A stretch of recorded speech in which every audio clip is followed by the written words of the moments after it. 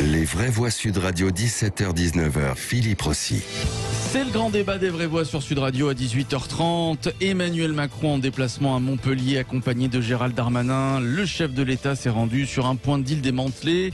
Le chef de l'État qui a confirmé ses annonces sur la sécurité faites quelques heures plus tôt lors d'un entretien au Figaro. Le chef de l'État donc qui a confirmé des policiers supplémentaires, 10 000 policiers et gendarmes en plus avant la fin de son mandat.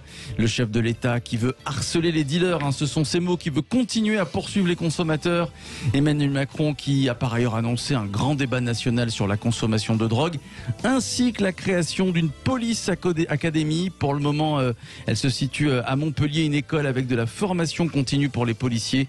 Les annonces du chef de l'État sont-elles convaincantes? Est-il crédible, le chef de l'État, sur la sécurité? Vous votez sur Twitter et YouTube. N'a-t-il pas 2022 en arrière-pensée, Emmanuel Macron? Qu'en pensez-vous? 0826 300 300. C'est le grand débat des vraies voix. La France a peur. Vous avez demandé la police, ne quittez pas. Il y a de la violence dans la société. La France et les Français ne sont plus en sécurité et des mesures d'urgence s'imposent. Et tu crois que c'est les flics qui la nettoieront, la France? Les hommes de non-droit n'ont pas leur place dans une république et dans un état de droit. Appelez la police! Appelez la police! Les choses se sont durcies ces dernières années. Vous avez assez de cette bande de racailles. On va vous en débarrasser. Je suis donc parfaitement clair. Tolérance zéro. Et voilà, Emmanuel Macron qui reprend en main donc la sécurité, peut-être 2022. Emmanuel Macron peut-être déjà en campagne pour 2022. Très belle présentation. Oui, c'est vrai. C'est un petit film que nous a concocté notre réalisateur Jamel. Le grand débat avec Philippe Bilger, Lydia Guérouz, Tom Conan et puis notre invitée Valérie Gomez-Bassac, députée La République En Marche du Var. Bonsoir Madame la députée. Bonsoir. Bonsoir à vous. Alors c'est la question évidemment que tout le monde se pose. Emmanuel Macron est-il en campagne aujourd'hui à Montpellier aux côtés de Gérald Darmanin? Alors non, il n'est pas en campagne, il continue simplement l'action que nous menons depuis le départ, c'est-à-dire réinvestir le ministère de l'Intérieur et surtout essayer d'assurer la sécurité pour tous les Français. Donc dès que le président se déplace, on pense qu'il est en campagne. Non, je pense qu'il va constater sur le terrain ce qu'on essaie de voter depuis déjà quelques années, et notamment les augmentations de budget. Alors c'est vrai qu'on a beaucoup entendu parler donc de ces augmentations de budget qui ne sont vraiment jamais arrivées. Les policiers supplémentaires, on en parle beaucoup, mais on ne les voit pas sur le terrain. D'ailleurs, il l'a dit, Emmanuel Macron veut plus de bleus sur le terrain. Est-ce qu'on peut dire que la sécurité, c'est un peu l'échec du quinquennat d'Emmanuel Macron, Madame la députée? Alors, vous ne les voyez peut-être pas sur le terrain, mais ils y sont bien. C'est-à-dire qu'il y a quand même eu déjà 6 000 forces de l'ordre de recruter et on arrivera aux 10 000 à la fin du quinquennat. Et je ne parle pas des départs à la retraite qui sont compensés également. Alors, tout ne va pas bien dans le meilleur des mondes. Je ne tiens pas ce discours non plus. Mais il faut que l'on réponde à tout ce qui a été fait auparavant. C'est-à-dire que sous le quinquennat de Sarkozy, du président Sarkozy, il y avait eu une suppression de 9 000 postes. Sous le quinquennat d'Hollande, il y avait eu quelques postes de mis en place, mais pas suffisamment. Et tout ça, il faut continuer à combler. Et c'est vrai qu'il n'est pas possible de recruter plus de 2000 policiers par an parce qu'il y a aussi un temps de formation qui est nécessaire. Alors, il y a une école, évidemment, on va reparler de cette école à Montpellier, école de formation en continu pour les policiers. Tom Conan, Lydia Guérouz et Philippe Bilger, que pensez-vous donc de ces annonces? Je ne sais pas si vous avez lu tout le programme d'Emmanuel Macron en matière de sécurité. Ah oui, Madame la députée, je crains de n'être pas objectif, mais j'espère tout de même rester un peu dans une forme d'intelligence. J'ai toujours, et ne voyez surtout aucune acrimonie personnelle, dans tout cela. J'ai toujours considéré que Emmanuel Macron, malgré sa volonté de dépassement de la droite et de la gauche, était profondément de gauche sur le plan de sa philosophie pénale et dans son absence totale de politique régalienne. Et je ressens, j'ai lu avec beaucoup d'attention la double page dans le Figaro, et je ressens derrière tout cela la volonté, quelques mois avant le début effectif de la campagne présidentielle, de prendre la laine sur le dos de la droite pour s'approprier ces thèmes d'une manière précipitée et je dirais, n'y voyez vraiment un peu cynique. Qu'en pensez-vous ? Alors, ce que vous dites, je l'entends et je l'entends sur le terrain, c'est-à-dire que dès qu'une décision est prise ou dès que nous allons dans un sens, on nous reproche d'y aller. Lorsque le quinquennat a commencé, on n'était pas dans la même situation, c'est-à-dire qu'il fallait prendre des décisions économiques, il fallait prendre des décisions sociales. C'est ce qui a été fait. Bon, on n'a pas eu le temps de tout finir parce qu'après, il y a eu la crise des Gilets jaunes, qui a révélé aussi un moment de violence et d'insatisfaction générale, alors pas au niveau de la sécurité uniquement, mais aussi au niveau du mal-être qu'il pouvait y avoir.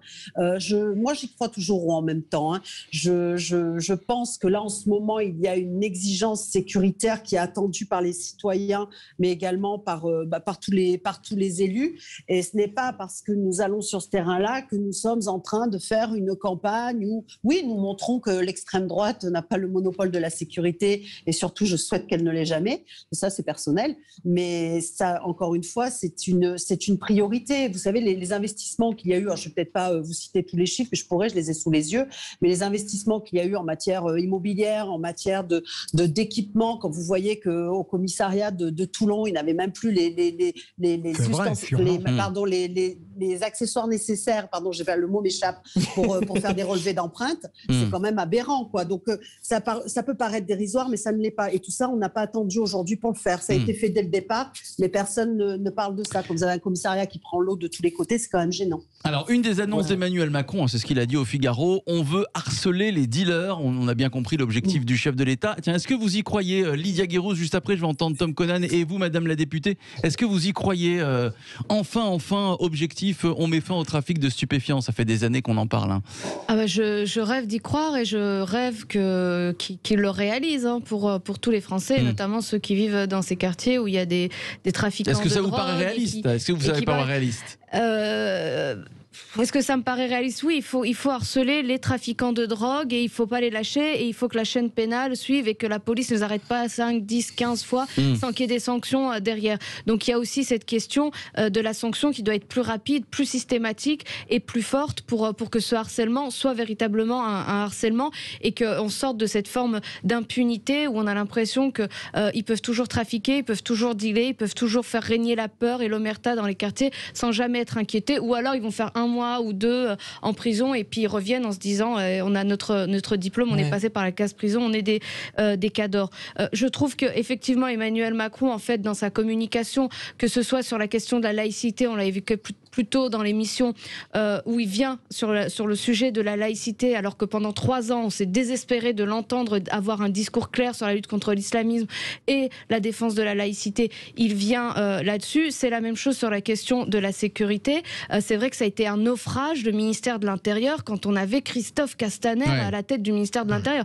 C'était franchement, c'était catastrophique. Rappelez-vous de cette gestion de la crise des Gilets jaunes. Rappelez-vous de l'Arc de Triomphe qui a été pillé, saccagé, attaqué. C'est mieux avec Gérald Darmanin. Gérald Darmanin est un homme de droite. Gérald Darmanin est très au fait des questions de sécurité. Il est élu à Tourcoing, donc il connaît aussi cette réalité-là. Et force est de constater qu'il est un bon ministre de l'Intérieur. Il gagne ses arbitrages, il arrive à trouver quand même des moyens. Mais aujourd'hui, il y a une forme de sauvagerie qui s'est installée dans la société. Et il va falloir être pas que dans les discours, mais quand même dans une autorité qui soit pas feinte, mais qui soit réelle. J'espère que c'est pas une comédie et de la communication. Et faire plus que 2000 policiers chaque année. Franchement, il n'y a pas de place pour le cynisme et la communication vu l'état de la France. Il faut absolument que ce soit réel, avec une détermination sans faille.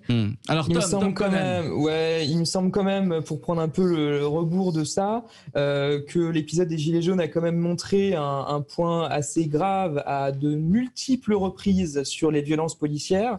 Je renvoie pas mal de personnes aux articles, aux études qui ont pu être menées là-dessus, qui est assez édifiant, il me semble, et je pense pas forcément que c'est une analyse assez objective, sereine et complète. Vous parlez quoi de l'utilisation des LBD, par exemple? Les violences que les policiers ont subies, Tom? Oui, Il n'y a non, mais pas bien de violence sûr. policière. Non, mais l'ensemble doit être remis. Mais là, comme il s'agissait de un peu prendre le rebours et de rééquilibrer un petit peu le débat, je pense que c'est quand même un élément absolument central. Et pour avoir quand même pas mal, non pas enquêté, mais écrit un livre qui se passe dans ce mouvement-là et avoir énormément fréquenté de personnes, de tout mouvement d'ailleurs, hein, de tous les côtés, de tous les bords possibles, je maintiens que c'est quand même une question qui restera gravée dans le quinquennat de Macron et dans le plan très négatif. Et par ailleurs, ensuite, sur la question de la consommation de drogue, là je passe du coq à l'âne, mais puisqu'on en parlait également, moi ça me semble, j'ai vu effectivement les propos de Macron là-dessus, sur le grand débat national sur la consommation de drogue. Alors a priori ça semble utile, hein. Moi ça me semble totalement vain et inutile. En tout cas s'agissant des drogues douces, à supposer qu'évidemment qu'on puisse parler de drogues douces, mais moi je maintiens, je suis désolé, c'est une position qui est classique, enfin qui est anti-classique, mais qui est classique dans son sens aussi, qui n'est pas nouvelle, mais que la légalisation est quand même absolument nécessaire sur un certain nombre de produits, qu'aujourd'hui, si je veux, après à la fin de l'émission, je peux aller m'acheter une bouteille de whisky et me tuer la tête jusqu'à en mourir de manière tout à fait légale en étant majeur, etc. Et par contre, un joint ne me fera pas forcément cet effet-là. J'ajoute par ailleurs que la dépendance à l'alcool peut être beaucoup plus grave encore que la dépendance à la marijuana, par exemple, en tout cas dans certains cas et selon beaucoup d'études. Donc à un moment donné, je pense qu'il faut arrêter avec ça. C'est quand même vraiment une grosse ficelle un an avant la présidentielle de ramener ce débat-là. Ça me semble pas intéressant, même si stratégiquement ce sera peut-être payant pour Macron, mais j'ai même pas l'impression qu'il y adhère vraiment. Alors si jamais il y a un grand débat national sur la consommation de drogue, c'est ce qu'il a annoncé. Moi je viendrai et je défendrai cette position. Écoutez, grand débat national sur la consommation de drogue, c'est vrai, Valérie Gomez-Bassac, on ne s'y attendait pas. Alors est-ce que c'est encore de la communication, ce grand débat, ou est-ce qu'à l'issue de ce grand débat, il y aura vraiment des vraies décisions qui seront prises, et pourquoi pas peut-être que le chef de l'État pourrait changer d'avis sur la légalisation du cannabis, par exemple? Vous pourrez me dire 50 fois que c'est que de la communication, et 50 fois je vous donnerai des chiffres et je vous montrerai que ce n'est pas que de la communication. Le grand débat, c'est vrai qu'on le fait, mais ça ne veut pas dire reprendre 100% des décisions qui en sortent. Et je crois qu'en matière de concertation, on est quand même le mouvement, le parti qui aura le plus fait justement de travailler avec les citoyens. Vous parliez tout à l'heure de tout ce qui concerne les stupéfiants, la lutte contre les stupéfiants. Donc c'est vrai qu'il y a un office anti-stupéfiants qui a été mis en place, et il y a des actions coup de poing qui sont mises en place. Je crois que c'est 4000 lieux de deal qui ont été repérés et 1000 actions coup de poing. Et c'est ça aussi qui engendre de la violence, parce que dès lors que vous vous attaquez aux stupéfiants, vous vous attaquez aux gangs, vous vous attaquez aux oppositions de groupes, et c'est tout ça aussi qui engendre de la violence. Mais en effet, il ne faut pas baisser les bras, et il faut continuer en ce sens. Maintenant, voilà, j'en regrette que certains jouent au jeu des donneurs de leçons alors qu'ils ont été au pouvoir pendant des décennies et qu'ils n'ont rien fait sur ce terrain-là, à part supprimer des forces de l'ordre. Mais à quoi pourrait aboutir, c'était ça ma question, Madame la députée, à quoi pourrait aboutir ce grand débat national sur la consommation de drogue? Ça doit justement aboutir à trouver des solutions qui peuvent être acceptées par tout le monde. Est-ce qu'il faut légaliser? Est-ce qu'il ne faut pas légaliser? Ou est-ce qu'il faut aboutir à de l'espace médiatique qui sera occupé? Ou est-ce que c'est sur certains usages qu'il faut aller plus loin? Pourquoi pas? Il ne doit pas y avoir des sujets tabous, surtout lorsque la société est en difficulté comme elle l'est aujourd'hui. Donc, moi, je ne suis pas pour qu'on ouvre les vannes de tout, hein. On n'est pas non plus dans un pays où tout doit être permis. Je ne suis pas trop de cette école-là. Je trouve que certaines restrictions et interdictions doivent être maintenues, et ce n'est pas parce qu'il y a des pressions de part et d'autre qu'il faut céder. Maintenant, en tout cas, ouvrir le débat et peut-être assouplir certaines règles, c'est peut-être nécessaire, oui. Alors, on va accueillir Cédric qui nous appelle de Béziers au 0826 300 300. Bonsoir Cédric. Bonsoir à tous. Bonsoir à vous, mon cher Cédric. Sur tout ce que vous avez entendu autour de ce débat, quelle est votre réaction déjà sur les annonces d'Emmanuel Macron sur la sécurité? Je crois que vous, votre petite idée, c'est 2022. Hein, Emmanuel Macron a en tête l'élection présidentielle. Complètement, mais de toute façon, je n'en ferai jamais un ami, hein, on le sait. Mais à côté de ça, je trouve qu'en fait, la meilleure solution aurait été plutôt avant d'écouter tous les maires, toutes les personnes qui avaient autour de ce voyage qu'il a fait aujourd'hui à Montpellier. Il aurait été important aussi qu'il écoute le peuple, qu'il n'a pas écouté pendant des mois et des mois. Et ce qui est bien dommage, c'est que au lieu d'être positif, et j'aurais aimé être positif, dire bon voilà, on a un président qui est ceci, qui est cela, c'est un ancien banquier, il a fait des choses bien. Moi, j'en tire une synthèse, c'est qu'en fait aujourd'hui, il n'y a rien qu'à avancer. Il y a beaucoup de belles paroles. Il est comme les autres, c'est-à-dire que dans le même panier, on va pouvoir mettre les tomates et les oranges parce qu'ils sont tous pareils. Ça a été plein de belles choses qui ont été dites. Il y a des choses qui n'ont pas été faites. Et bon. Moi, je trouve que aujourd'hui dire ça, j'ai trouvé ça limite scandaleux dans le sens où en fait on sait pertinemment qu'il prône pour un énième mandat, enfin un second mandat, pardon, et que bon là aujourd'hui la sécurité c'est la chose primordiale dont tout le monde aimerait s'en sortir. C'est-à-dire que c'est vrai que les banlieues c'est compliqué. Moi je suis à côté de Montpellier et j'ai habité à la Paillade, donc je sais de quoi je parle, mais c'est pas plus difficile que ça. Il n'y a pas besoin d'avoir beaucoup plus de police que ça. À l'époque, il y en avait pas beaucoup. Ils faisaient du bon boulot. Aujourd'hui, ce qu'il faut simplement, c'est quand la police va dans une école. Je crois que maintenant c'est 10 mois. Avant, c'était 18 mois. Plus de formation, c'est ce que vous dites. Plus de formation, plus de moyens pour la police aussi. Le président dans le Figaro. Et j'espère qu'ils vont pas tomber dans ce truc de gauche qui consiste à dire la police de proximité pour qu'elle crée du lien avec les jeunes et tout. Non, ce qu'il faut, c'est une police qui fasse peur et que les jeunes craignent. Or, la police de proximité, les jeunes jouent avec, il y a un tutoiement et j'espère qu'il ne tombera pas dans cet écueil-là. C'est vrai que c'est un peu compliqué. Je ne sais pas si vous m'entendez. Ouais, très bien, c'est vrai. Effectivement, il y a un tutoiement des deux côtés. Moi, j'ai été interpellé il n'y a pas très longtemps. Ils ont cru que j'étais quelqu'un de 1. Laissez-moi en l'air, doucement, monsieur. J'ai 50 balais quand même, donc s'il vous plaît. Quoi. Voilà. Donc, je crois qu'il est important que l'argent qui est dépensé, que l'argent soit dépensé intelligemment pour le bien de notre pays. J'arrive de plusieurs pays d'Europe et je trouve qu'en fait, la France dilapide l'argent des contribuables, mais inconsidérément, il y a des choses qui sont faites et on les enlève et on recommence. Puis non, ça va pas. Puis on défait. Puis alors ça, ce que vous dites, Cédric, c'est vrai. Philippe Bilger, on en a beaucoup parlé. C'est vrai que les Français ont besoin de savoir où vont leur argent, dans quel domaine, quand, comment. C'est vrai. Mais ça, ils le disent en général. Mais si vous le permettez, Philippe, Madame la députée, j'aimerais vous poser rapidement 2 questions, très vite.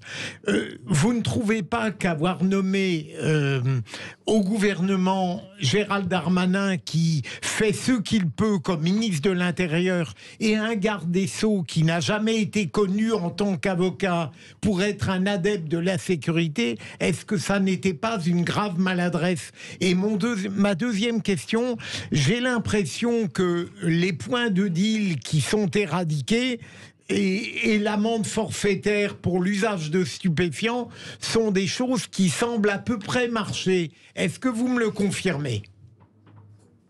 Alors, excusez-moi si j'ai une petite coupure, mais je vais quand même essayer de répondre, que vous ne pensiez pas que je fuis la question. Vous m'avez demandé en fait si M.